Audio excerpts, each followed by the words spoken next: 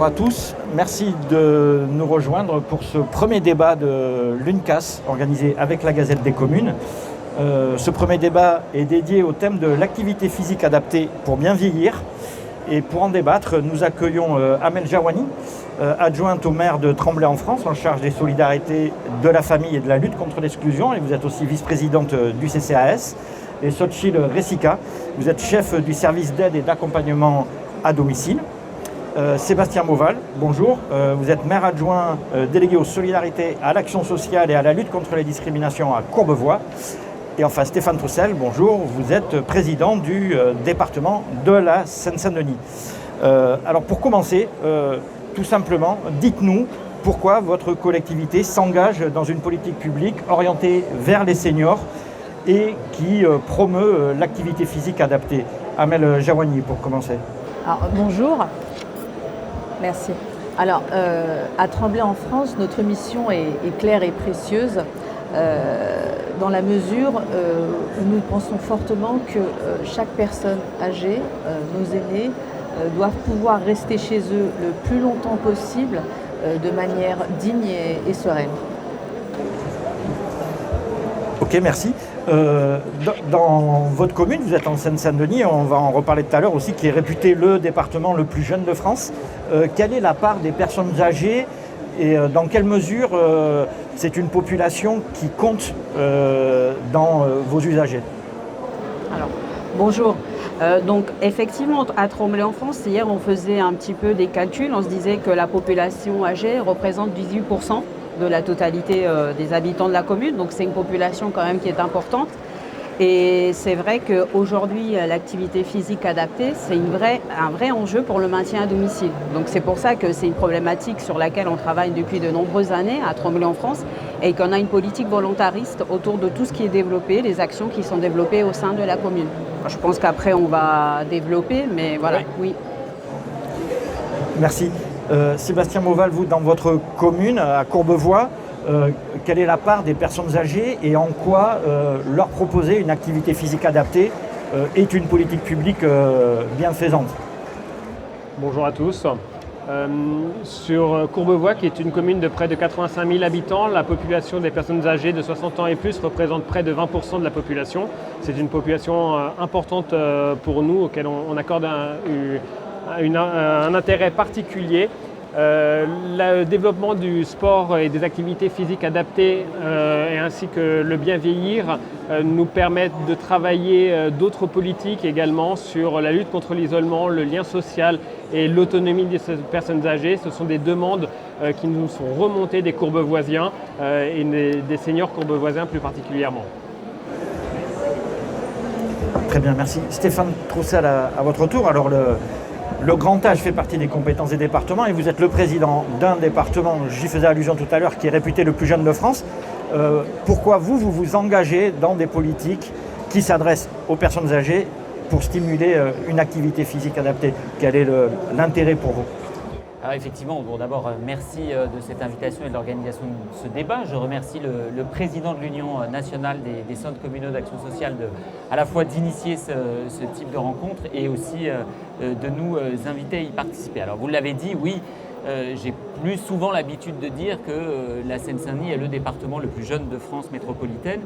Pour autant, ce qui va caractériser ce département très jeune, c'est que finalement, comme tous les autres, il a devant lui la transition démographique et d'ici une génération, le nombre de personnes âgées de 75 ans et plus va doubler en Seine-Saint-Denis pour atteindre le chiffre de 165 000 personnes. Donc c'est un défi considérable et d'ailleurs ça a déjà des implications dès aujourd'hui parce que certes le département est le plus jeune de France métropolitaine. Quand je le compare avec notre département voisin des Hauts-de-Seine, effectivement, il y a en Seine-Saint-Denis, par exemple, moins de personnes âgées que dans un département comme celui des Hauts-de-Seine. Et pour autant, le département de la Seine-Saint-Denis verse plus d'allocations pour l'autonomie des personnes âgées que le département des Hauts-de-Seine voisins.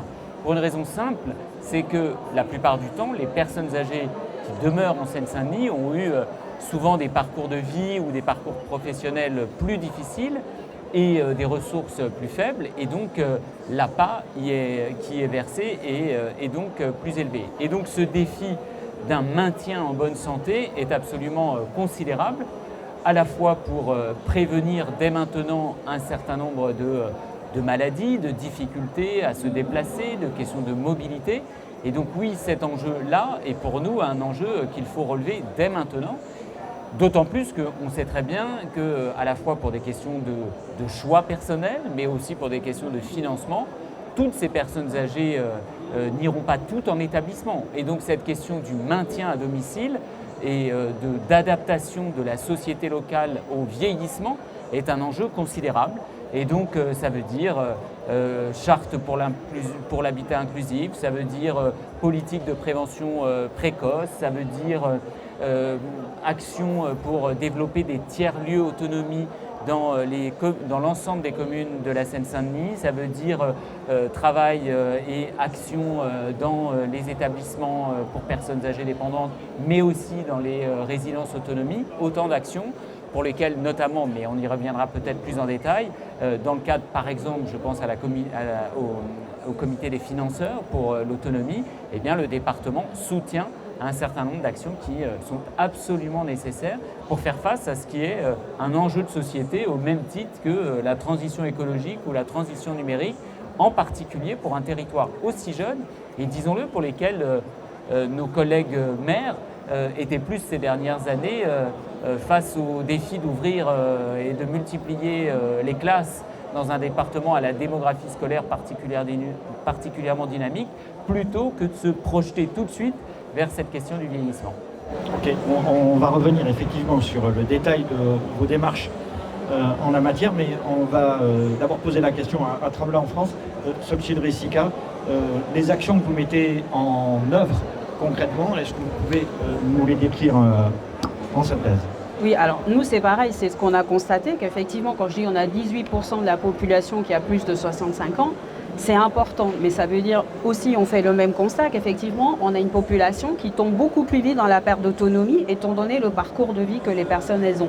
Donc effectivement, c'est un enjeu aujourd'hui pour nous en Tremblay en France depuis très longtemps, et c'est vrai que la ville a un service de maintien à domicile avec laquelle elle fait face à toute cette perte d'autonomie à domicile. Donc oui, effectivement, on a mis en place, par exemple, dans le cadre de la semaine bien-être, on met pas mal c'est un petit labo pour nous dans nos actions et dans nos projets précis. Par exemple, on a mis la semaine bien-être avec la mise en place du shiatsu, on met aussi la gym volontaire. Et toutes ces petites actions nous ont permis aujourd'hui de se dire, voilà, il y a des choses, il y a des activités qu'on doit pérenniser. Par exemple, aujourd'hui, à Tremblay en France, on fait de la gym adaptée à domicile et en collectif. Donc on fait par exemple avec un public, avec un fan bussière qui accueille des personnes handicapées. Donc on fait de la gym volontaire ensemble. Et c'est vrai que par exemple on fait de l'orthithérapie qui est encadrée à travers le jardinage. Comment on engage la personne à faire du yoga. Par exemple, c'est une prof de yoga qui met en place cette activité-là. On a fait aussi les seniors olympiades à l'occasion des Jeux olympiques. On a dit que Tremblay c'était terre des Jeux, on accueillait les Jeux olympiques. Donc les seniors, on fait des seniors olympiades avec voilà, un peu le principe la tête et les jambes, avec des parcours de motricité, avec des concours pendant toute l'année de pétanque, parce que ça fait partie quand même des activités quand on est dans les maladies neurodégénératives qu'on peut pratiquer. Donc voilà, on fait de la pétanque, on fait de l'échec et on va finir effectivement avec les podcasts qu'on avait commencé et que l'UNCAS a eu la gentillesse de mettre sous lumière. On avait fait des podcasts avec les seniors pour témoigner de ce qui se passe à domicile et aujourd'hui on fait des podcasts pour mettre en lumière ce que c'est justement l'activité sportive adaptée pour les seniors dans la ville, pour donner l'envie à d'autres seniors d'écouter les podcasts et se lancer sur l'activité. Parce que c'est vrai que nous, en tant que professionnels, on est convaincus que l'activité physique adaptée est primordiale. Mais aujourd'hui, les seniors, c'est compliqué de se dire « venez en collectivité, pratiquez un sport » parce qu'il y a l'image, parce qu'on est dans la perte d'autonomie et parce que la relation avec le corps est compliquée. Donc aujourd'hui, on fait le constat, effectivement, comme le département. Qu'est-ce qu'on fait pour faire venir ces seniors vers le sport, parce qu'ils pensent au sport et ils pensent, moi je ne suis plus en capacité de faire du sport, d'être dans la compétition, l'image du corps. Donc aujourd'hui, notre travail, je dirais, dans les communes, comme à Tremblay, c'est de dire comment on amène les seniors avoir une activité physique adaptée. C'est vraiment aujourd'hui, c'est l'enjeu, parce qu'il y a l'aspect financier. Et là, nous, je suis contente qu'on parle de la politique du département, parce qu'effectivement, les appels à projets à Tremblay, on connaît, mais ça, c'est du one-shot. Et comment on pérennise ces politiques? Parce que quand on a fait la gym adaptée, effectivement, on avait répondu à un appel à projet, mais aujourd'hui, le besoin, il existe, on a créé, et comment la commune a pris l'engagement de continuer, de poursuivre cette politique. Donc voilà. Très bien. Merci. Sébastien Beauval, vous, à Courbevoie, dans quel type d'activité vous êtes déployé? Alors, ça va me permettre de rebondir sur les propos de Tremblay en France. D'ailleurs, nous, on ne parle pas de sport, mais bien d'activité physique adaptée. C'est un terme qui rassure nos seniors. On a mené ce type d'activité physique adaptée depuis un certain nombre d'années. On y a vu tout de suite les bienfaits en termes de santé mentale et de santé somatique. Et c'est une demande des Courbevoisiens de continuer ces activités. D'ailleurs, dès la fin du confinement, pendant la période Covid, c'est l'une des premières activités que l'on a pu reproposer à nos seniors avec les mesures de sécurité qui vont bien, de distanciation, de port du masque et de pratiquer cette activité physique adaptée en extérieur. En termes d'activité, ce que l'on propose, ça va être bien entendu les ateliers équilibre qui ont un grand succès auprès de nos seniors. Après, on va se développer sur d'autres activités, notamment le ping-pong ou de la gym, des activités autour de la gym.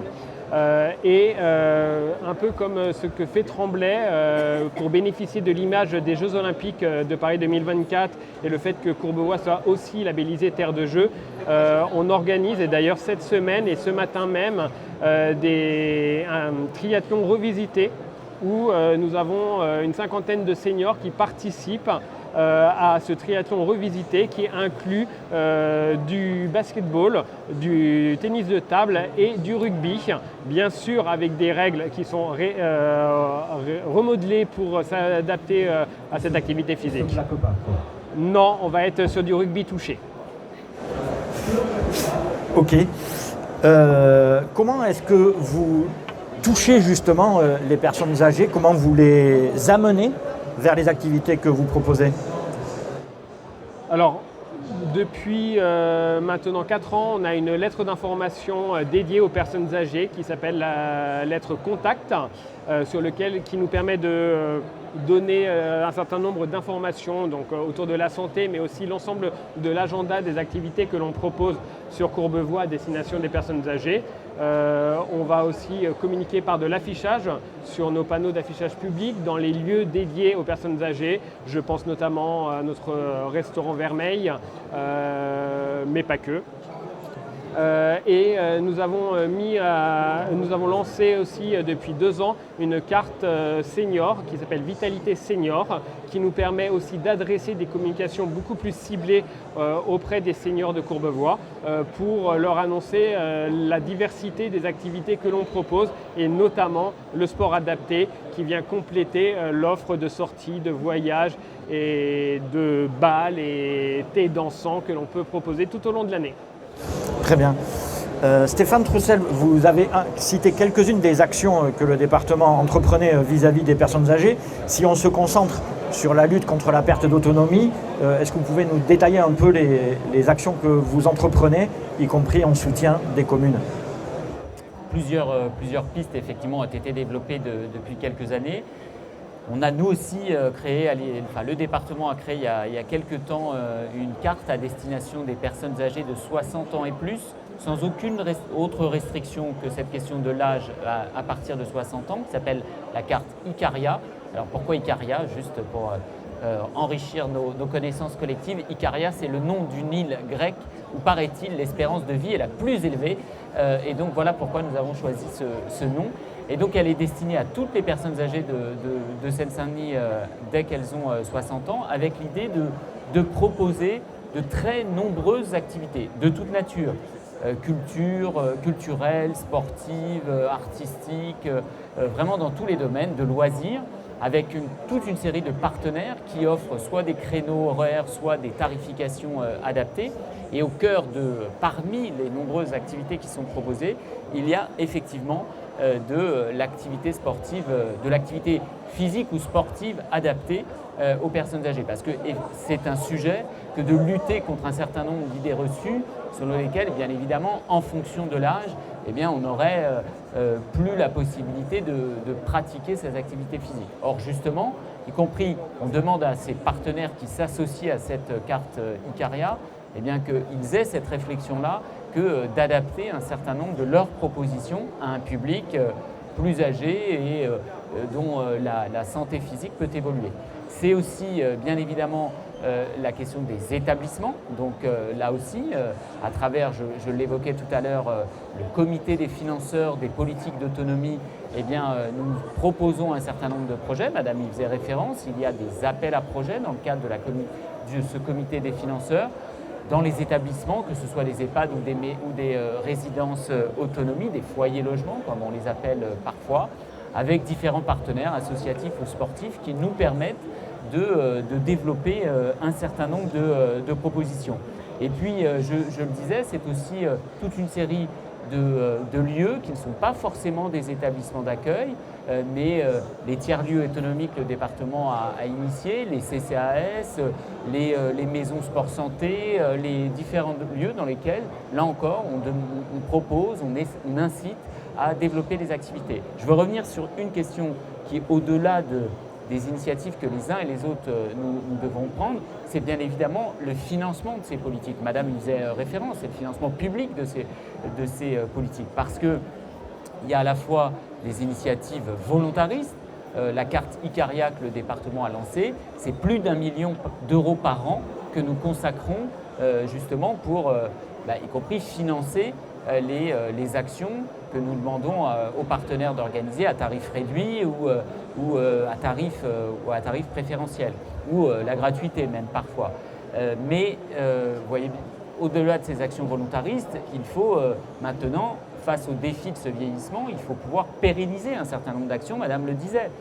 Et disons-le, c'est tous les enjeux que nous avons, notamment, je ne sais pas s'il y a des représentants qui nous écoutent ou qui sont là, mais c'est notamment les discussions que les départements de France peuvent avoir avec la CNSA, où il va falloir qu'ensemble, nous définissions quelle part de notre richesse collective, quelle part de nos cotisations, quelle part des financements publics que les uns et les autres nous y mettons, nous voulons consacrer à ces politiques du vieillissement qui vont nécessairement se développer. Par exemple, aujourd'hui, les modalités de financement des départements sont très inégalitaires.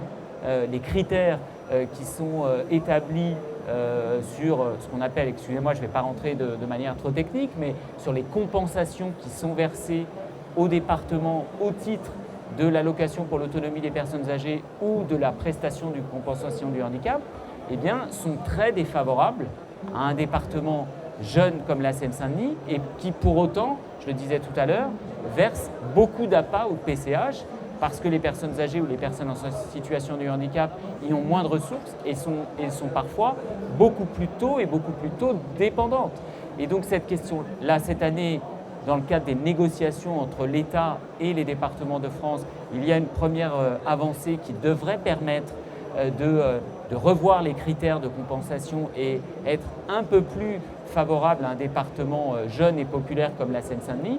Mais il va falloir poursuivre ces réformes structurelles parce qu'il n'est pas acceptable, finalement, excusez-moi, je vais être un peu cash, mais qu'un vieux de Seine-Saint-Denis soit bien moins traité par l'État qu'un vieux des Alpes-Maritimes. Et c'est ça la réalité d'aujourd'hui. Et donc moi, je ne l'accepte pas, justement parce que je crois à l'égalité dans la promesse républicaine.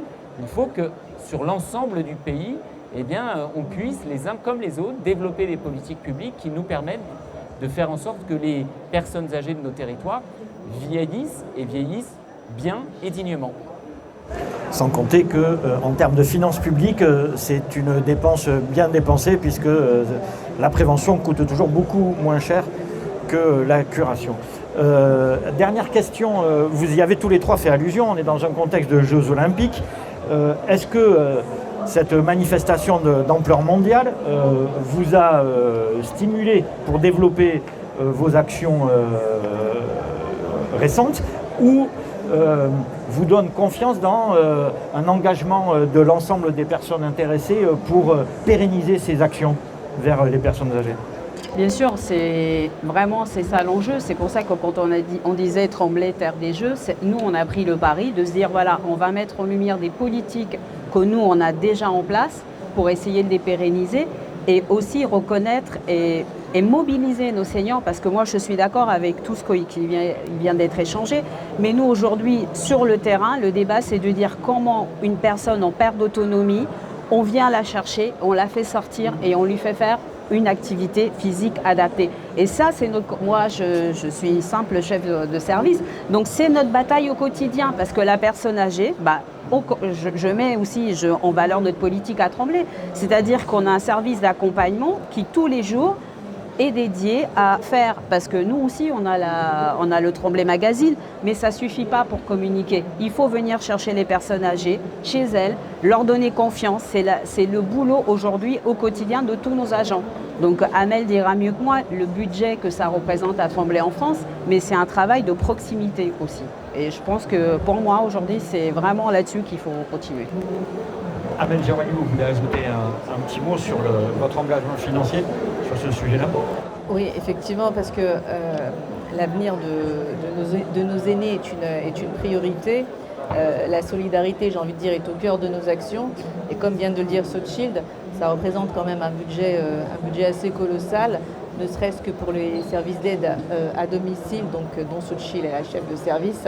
Il faut savoir que ça représente un budget de 1 300 000 sur 3 millions pour le budget total du CCAS. Donc, ce qui est un budget non négligeable. Juste pour finir, j'en profite pour saluer le travail remarquable des équipes de la ville de Tremblay en France qui, au quotidien, assurent un service public de qualité. Voilà, merci. Merci pour elles et eux. Sébastien Mauval, vous à Courbevoie, en quoi les JO pèsent ou vous confortent dans vos actions? Avec ou sans les JO, de toute façon, nous aurions pérennisé cette activité d'activité physique adaptée.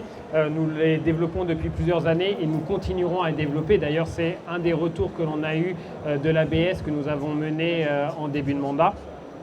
Les JO nous ont simplement permis de mettre le focus sur cette activité, d'y apporter un petit peu plus de nouveautés, notamment aussi avec du lien intergénérationnel, puisque sur le triathlon revisité dont je vous ai parlé, nous les avons menés avec des classes de différentes écoles de la ville.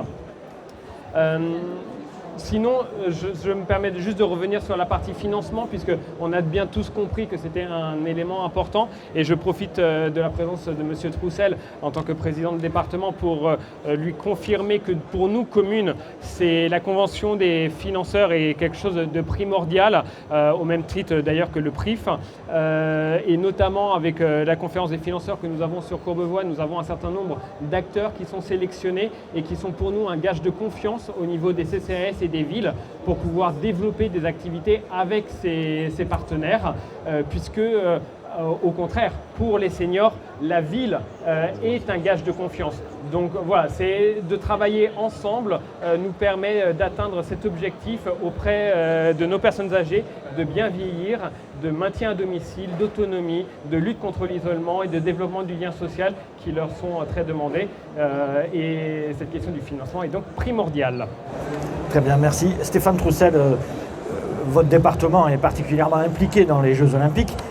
Mais en quoi cette manifestation conforte vos démarches? Bien sûr, je partage la remarque et le comité des financeurs, c'est à la fois une source de financement d'actions nouvelles, innovantes qu'il s'agit de développer, mais comme le disait monsieur, c'est aussi effectivement un gage de confiance par rapport au contenu, à la nature des activités ou des partenaires qui sont choisis pour les financer. Donc c'est un outil qui me paraît, je crois, particulièrement adapté et d'ailleurs qu'on ferait bien de développer dans d'autres politiques publiques. Vous savez, il y a toujours des débats, et il va y en avoir ici pendant quelques jours sur la clarification des compétences, le rôle des uns et des autres. Eh bien ça me paraît être la bonne démarche. C'est-à-dire, il peut y avoir un chef de file, mais le chef de file, il ne décide pas de tout seul. Le chef de file, il n'est pas seul à mettre en œuvre une politique. Il a besoin de partenaires et de croiser, de faire converger des compétences, et notamment celles qui sont assumées par les communes, de grande proximité, de connaissance des interlocuteurs, des associations qui peuvent mettre en œuvre aux côtés des potentiels financeurs. J'ajoute également qu'une autre disposition, notamment par rapport à ces questions d'autonomie des personnes âgées, va aussi, je pense, donner plus de clarté, plus de lisibilité, plus de visibilité aux politiques publiques. C'est le service public départemental de l'autonomie, qui est une forme de guichet unique pour favoriser, là aussi, par rapport à la question que posait Madame, j'ai une personne âgée qui est chez elle, qu'on n'arrive pas à faire sortir, comment on fait tous ensemble pour à la fois l'identifier et l'amener vers la solution la plus adaptée. Je reviens à votre question, je ne l'ai pas oublié. Donc oui, effectivement, le département, il n'y a pas trop de Parisiens autour de moi, donc je peux y aller. On pourrait presque rebaptiser les Jeux de Paris 2024 Seine-Saint-Denis 2024, puisque c'est en Seine-Saint-Denis qu'il y a le stade olympique. C'est pas grave, elle est un peu loin, il y a du bruit.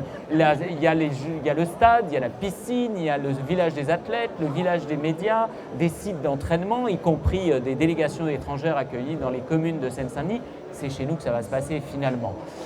Et donc, bien évidemment, nous utilisons l'événement non seulement pour faire un certain nombre de transformations, y compris dans les équipements qui ont été construits à cette occasion. Le village des athlètes, il est 100% accessible, par exemple.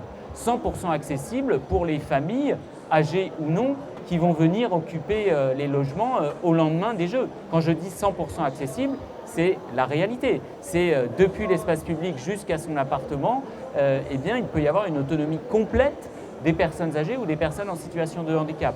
C'est la même chose dans le village des médias à Duny, mais c'est aussi le cas dans les équipements publics que nous avons construits.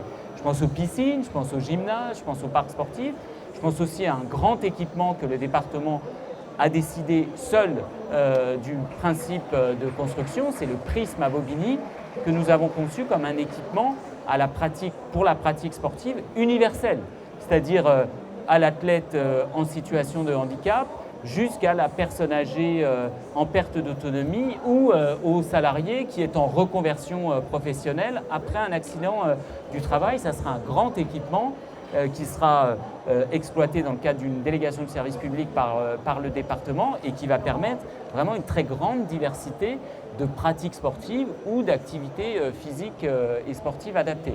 Dernière chose, c'est aussi un certain nombre de projets, d'initiatives que nous avons développés en partenariat, soit avec la CNSA, soit avec le comité d'organisation, soit avec les communes. Il y a eu un grand rassemblement, par exemple, au Stade de France, le 26 et 27 mars, je crois, avec une trentaine ou une quarantaine d'EHPAD de toute l'Île-de-France qui ont pratiqué un certain nombre d'activités sportives, avec compris avec des athlètes qui sont venus les encourager.